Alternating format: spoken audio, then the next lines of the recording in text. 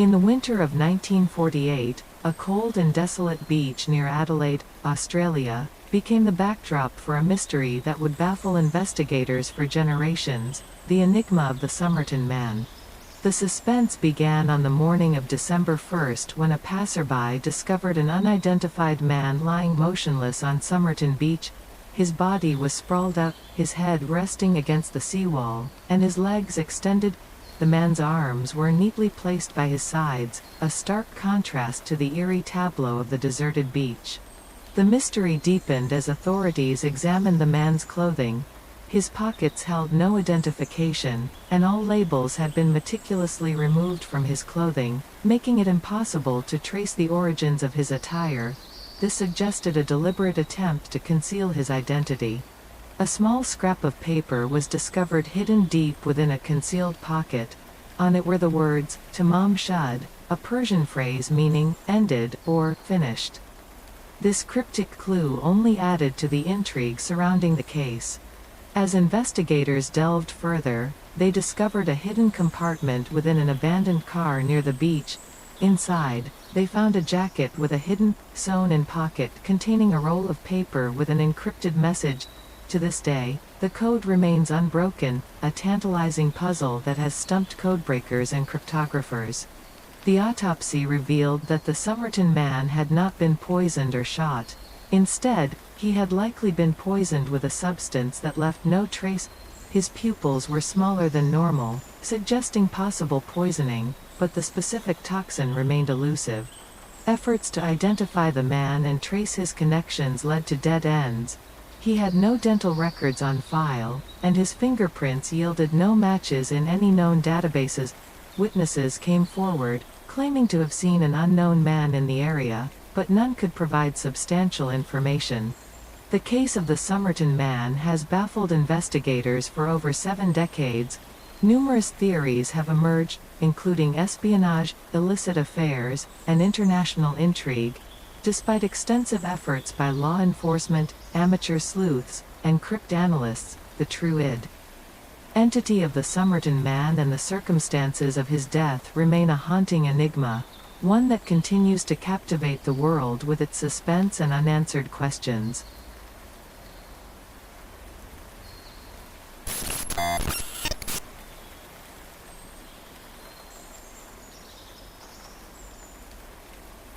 In the summer of 1960, Finland's picturesque Lake Bodom was the backdrop for a chilling and unsolved murder mystery that continues to captivate the world's imagination. For teenagers, Ermelie Björklund, Anja Maki, Seppo Boiman, and Nils Gustafsson set off on a camping trip that would take a nightmarish turn. The teens, full of youthful enthusiasm, pitched their tent on the shores of the serene lake, excited about their weekend getaway. The anticipation of adventure was palpable as they roasted marshmallows, told stories, and gazed at the starry sky. However, as darkness descended upon the campsite, an eerie tension began to replace their earlier excitement.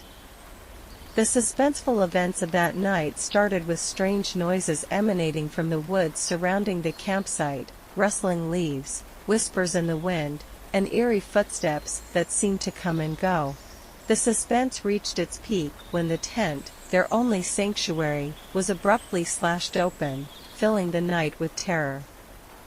Panic set in as the campers realized that they were not alone.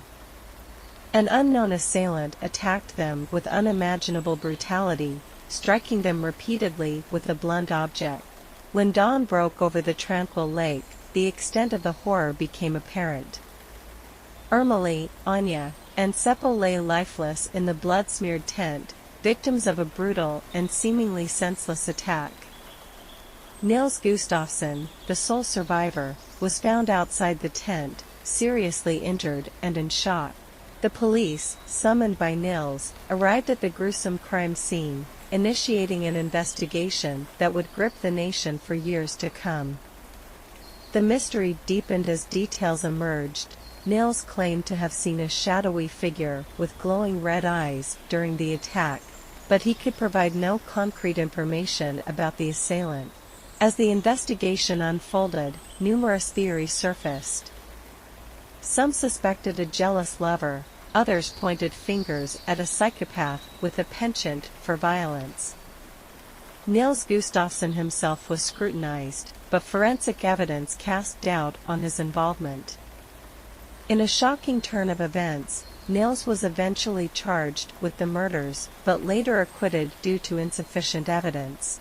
Despite decades of investigative efforts, the Lake Bodom murders remain one of Finland's most baffling and suspenseful unsolved mysteries. The identity of the killer, the motive behind the brutal murders, and the haunting presence of those glowing red eyes continue to haunt the imaginations of true crime enthusiasts and leave the world in suspense.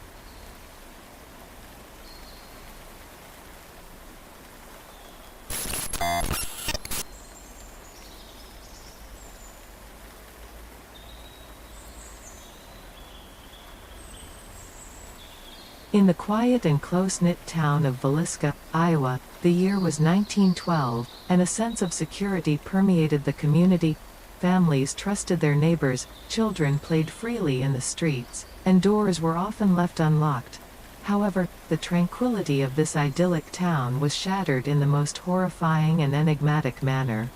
The suspense began on the evening of June 9th, when the Moore family, a respected and well-liked couple, Josiah and Sarah Moore, along with their 4 children, Herman, Catherine, Boyd, and Paul, invited 2 friends, the Stillinger sisters, Lena and Ina, for a sleepover. They were filled with anticipation, looking forward to a night of fun and camaraderie. As the evening sun dipped below the horizon, a sense of normalcy prevailed. However, what was supposed to be a peaceful night turned into an unimaginable nightmare. In the early hours of June 10th, neighbors heard no alarming sounds or cries for help. It was not until the morning light that the suspense deepened. The entire Moore family and their 2 young guests were discovered in their modest, 2-story house, brutally bludgeoned to death. The crime scene was a horrifying tableau of violence. All 8 victims had been savagely murdered with an axe. Their heads had been covered with bedsheets, and the murder weapon, still caked in blood, was left at the scene. The eeriest detail was that the killer had taken the time to place a curtain over a window, creating an ominous scene that left the entire town trembling with fear. The investigation that followed sent shockwaves through Villisca. Authorities found no signs of forced entry, and nothing appeared to have been stolen from the house. The question of why anyone would commit such a gruesome act, especially against children, sent shivers down the spines of the community. The list of suspects was long and convoluted. It included a traveling preacher who had been in town that night and was allegedly seen near the Moore house, a disgruntled business partner of Josiah Moore, and even rumors of a serial killer who had committed similar crimes elsewhere. As weeks turned into months and months into years, the Villisca axe murders remained unsolved. The town was forever marked by the tragedy, and the Moore house, with its dark history, became a chilling reminder of the brutality that had shattered the peace of this once tranquil community. To this day, the mystery of the Villisca axe murders endures as one of America's most haunting and unsolved crimes, leaving both investigators and the world haunted by the enigmatic killer who terrorized this small town in 1912.